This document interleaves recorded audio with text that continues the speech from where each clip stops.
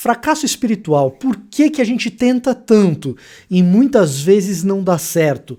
Pecado, religiosidade, inconstância, tudo isso acontece, mas tem uma razão oculta ali por trás.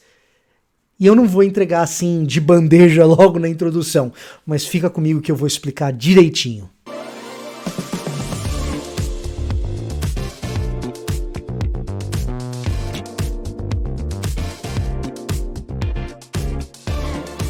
Olá, eu sou o Victor Fontana, esse aqui é o meu canal, ele pode ser um pouco seu também, para isso basta que você se inscreva nesse canal, ative as notificações e deixe o seu like.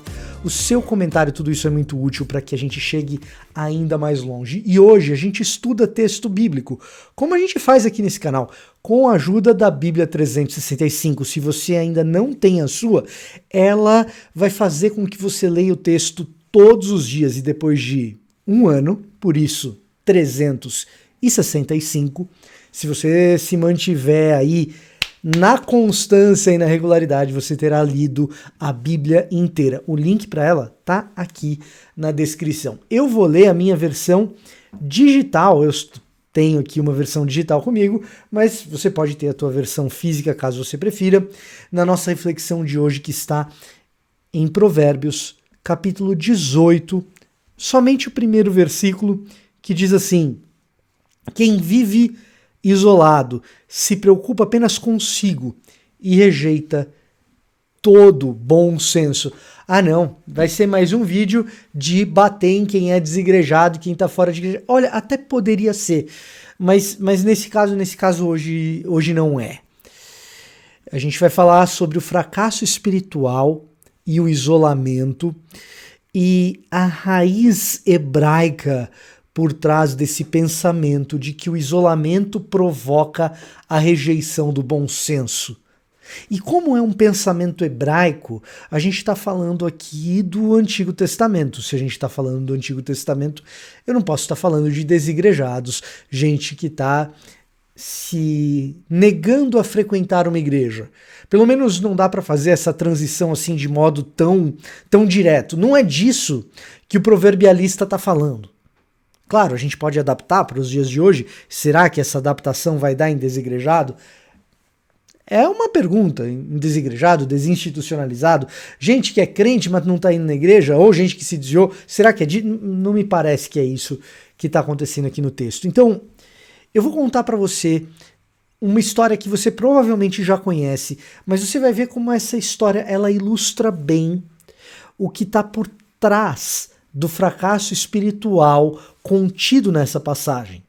Você vai se lembrar que o rei Davi, o rei paradigmático do Antigo Testamento, o rei de Israel, cujos sucessos são contados e recontados e cuja vida inspira muitos, e mais do que isso, cuja escolha para ser rei foi feita pelo próprio Deus, o homem segundo o coração de Deus, o homem que Deus escolheu para que fosse o rei. Esse homem, Davi, ele tem uma queda famosa por Batseba e pela sua própria cobiça.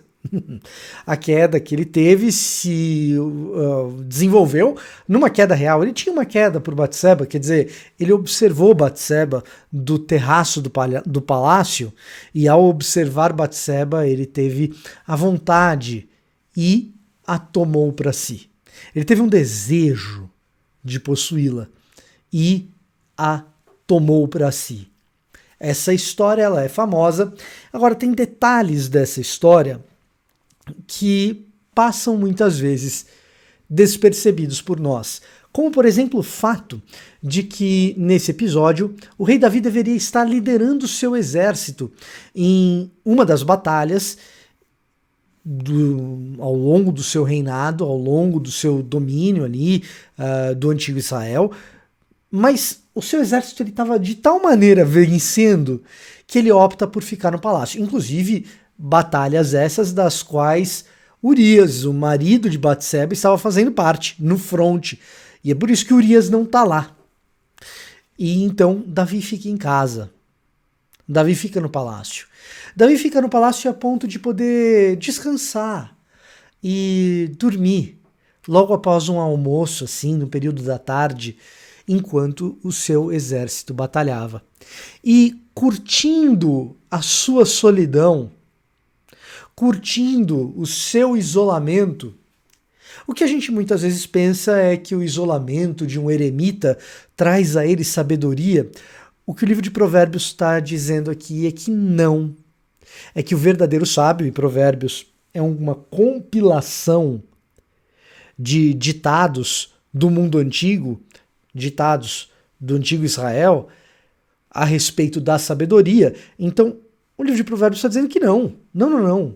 O isolamento, ele não origina sabedoria. Quem busca isolamento se perde no entretenimento do seu próprio ego. Se perde nas ideias muito elevadas acerca de si mesmo. O que vive isolado, ele deseja um pretexto para estar correto. Aliás, é mais ou menos isso que o texto hebraico, inclusive, traz, que quem busca o isolamento está buscando um pretexto para dizer que os seus equívocos são, na verdade, corretos. Porque ali no isolamento não vai ter ninguém na orelha dizendo: Davi, será que é sensato possuir a mulher de Urias?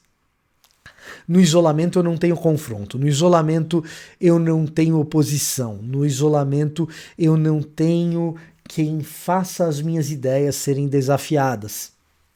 E por isso o isolamento, ele é a rejeição dos conselhos e do bom senso. Ora, e como é que isso então origina o fracasso espiritual? É porque essa busca voluntária pelo isolamento, no qual não existe confronto para as minhas próprias ideias nem para os meus comportamentos, essa busca por se satisfazer consigo próprio é precisamente aquilo que está na origem de todo o fracasso espiritual que Jesus confronta no seu ministério terreno.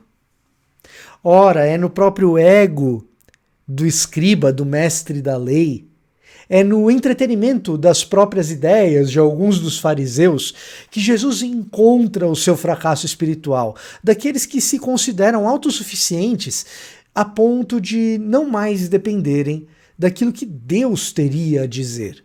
De gente que achou que a vida já faz sentido por si só e encontrou qualquer sentido que eu sou tão autossuficiente que eu já não preciso mais, nem mesmo que Deus confronte as minhas próprias ideias. É gente assim que vai olhar para os milagres que Jesus realiza e vai dizer: isso é obra de Satanás. Ora, quem está tão entretido nas próprias ideias, que acha as suas ideias tão magníficas, que é capaz então de dizer aquilo que é espiritual, aquilo que não é, a ponto de confundir obra de Deus com obra de Satanás, para esse o Espírito Santo nem sentido faz. O Espírito Santo faz sentido para gente que diante das próprias ideias diz: eu sou insuficiente. O Espírito Santo, ele está disponível para gente que diz que diante da minha própria limitação das minhas ideias, da própria limitação da minha capacidade cognitiva, eu preciso de algo mais. O Espírito Santo, ele está ali para quem está dizendo: eu, por minha conta, não dou conta. E então, o fracasso espiritual, a religiosidade, a inconstância, o pecado, tudo isso é ruim e tudo isso é fracasso espiritual. Mas tudo isso começa quando eu acho que eu dou conta e quando eu me isolo nas minhas próprias ideias, achando que eu me basto.